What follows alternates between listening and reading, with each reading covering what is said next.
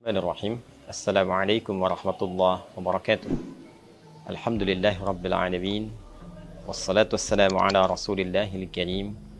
Nabiyyina wa sayyidina Muhammadin al-amin wa ala alihi wa sahbihi ajma'in. Wa ba'd.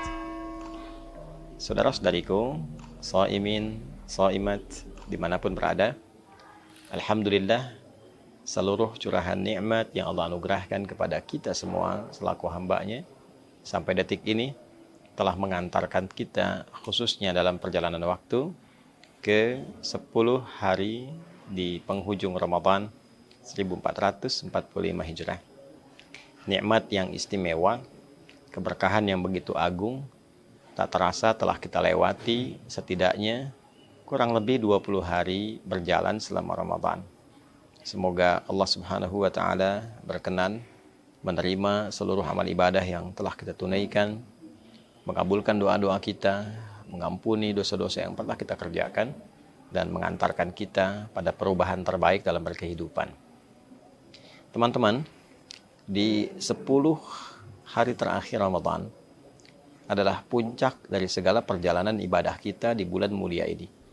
Sekaligus akan mengantarkan kita pada keistimewaan yang tidak biasa, pada keagungan yang begitu menggetarkan kepada jiwa dan mendatangkan peluang yang begitu dahsyat yang boleh jadi tidak ditemukan di waktu-waktu lainnya. Terekam dalam hadis riwayat Al-Imam Al-Bukhari yang tersambung sanadnya pada ibunda kita yang sangat mulia, Sayyidah Aisyah radhiyallahu taala anha.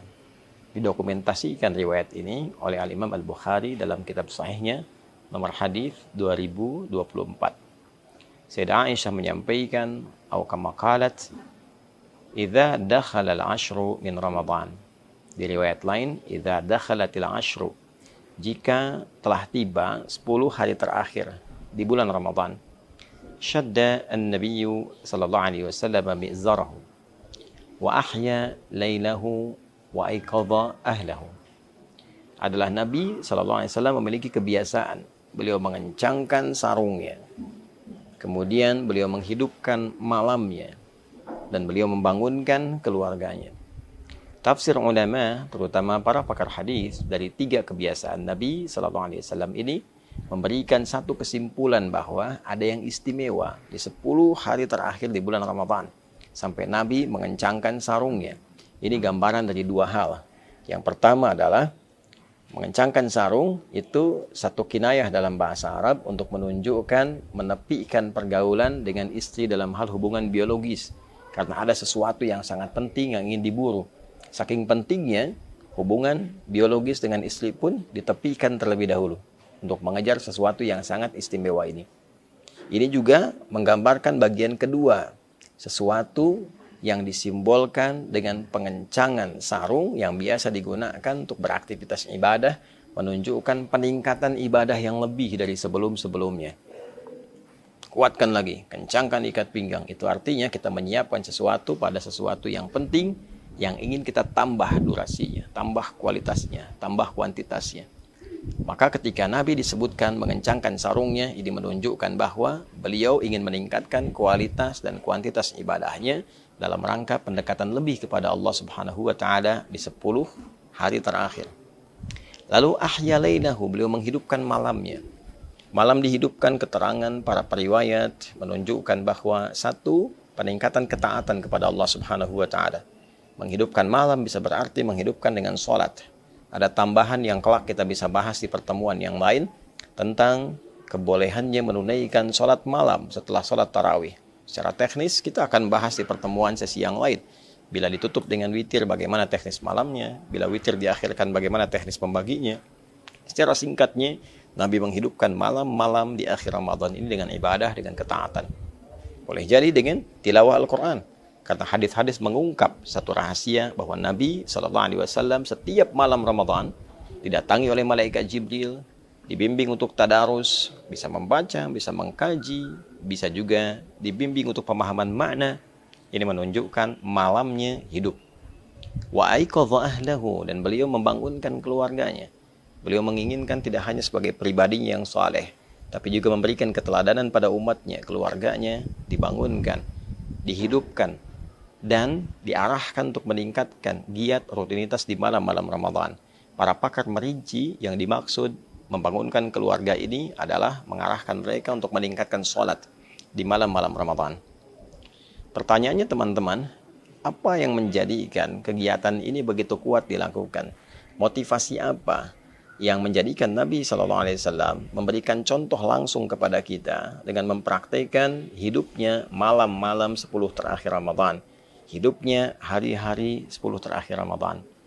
Tiada lain, para ulama menyimpulkan bahwa terdapat keistimewaan yang kiranya belum tentu didapatkan di 10 hari pertama, 10 hari kedua di bulan suci Ramadan itu. Apa yang bisa diraih di 10 hari terakhir ini? Beberapa ulama merinci keterangan yang disambungkan pada riwayat-riwayat yang sahih dari Nabi SAW adalah yang pertama, peluang yang sangat besar untuk mendapatkan malam Al-Qadar. Malam Al-Qadar tentu kuasa Allah untuk menurunkannya. Bisa di awal Ramadan, pertengahan Ramadan, atau bahkan akhir Ramadan. Namun kebiasaan yang berlangsung pada kehidupan Nabi SAW, salah satu riwayat sering menunjukkan bahwa kedatangan malam Al-Qadar seringkali terjadi di akhir-akhir Ramadan. Tepatnya di antara 10 malam-malam akhir Ramadan. Sehingga beberapa riwayat pernah menunjukkan, ada yang menyimpulkan pernah terjadi malam 27, ada yang menyimpulkan pernah terjadi malam 23, sehingga dari untayan riwayat ini ada yang bahkan memburu malam-malam ganjilnya. Sekalipun kuasa Allah bisa mendatangkan di malam genapnya, ganjil bisa, genap bisa. Artinya 10 malam terakhir Ramadan begitu istimewa. Saat seseorang mendapati malam Al-Qadar itu, artinya ia mendapatkan anugerah tak terkira. Semua kegiatan yang dikerjakan dalam bentuk ibadah dilipat gandakan sampai dengan lebih dari 1000 bulan. Bila 1000 bulan saja kita konversi, setidaknya ada 85 tahun, maka sekali baca Al-Quran, satu huruf nilainya sama dengan 85 tahun kita membacakan itu. Nun, baru nun saja, dapat pahala baca nun selama lebih dari 85 tahun. Maka bagaimana dengan orang yang sholat sunnah? Bagaimana dengan orang yang istighfar? Bagaimana dengan orang yang berdoa? Kualitasnya semakin menjadi luar biasa. 10 malam terakhir adalah puncak dari pembuktian semua hasil ibadah kita di 10 hari pertama dan 10 hari kedua. Saya sering gambarkan kalau orang sudah merasakan nikmatnya satu makanan, tentu dia akan berburu lebih kuat lagi tentang makanan itu. Kalaupun kita kasih contoh yang sederhana, 10 hari pertama diberi kerupuk, 10 hari kedua diberi kerupuk. Begitu masuk 10 hari ketiga, bukankah kita sudah menunggu kerupuknya? Apalagi kalau menunya begitu lezat. Maka orang-orang yang menikmati 10 hari pertama, 10 hari kedua, dia akan semakin mengencangkan ikat pinggangnya untuk menghidupkan 10 hari terakhir, karena ini puncak Ramadan. Belum tentu bertemu dengan Ramadan di tahun yang akan datang. Karena itulah kemudian 10 hari terakhir ini adalah puncaknya kita berdoa. Optimalkan, boleh jadi itu menjadi puncak dari jawaban. Puncak kita bertobat. Dan puncak kita menunjukkan kesungguhan kepada Allah saat sebagian orang-orang yang bahkan mengatakan beriman sedang disibukkan oleh urusan dunianya. Betapa sebagian sudah berpikir tentang mudik. Tidak salah, sah-sah saja. Dan boleh jadi kita berhusnudzan di perjalanan mereka mengisi dengan tilawah, mengisi dengan ibadah, alhamdulillah. Sebagian masih sibuk dengan berdagang, mengejar setoran, mengejar THR, mengejar pembagian, bahkan mengejar untuk target lebaran. Berapa omset yang harus didapatkan. Di saat orang mengejar omset dunia, ada orang yang berpikir investasi mengejar omset akhirat. Maka dia tukar dunianya untuk mengejar akhiratnya. Dan itu luar biasa. Pada saat itu bisa kita lakukan, maka rahmat Allah turun dengan lebih luas di situ.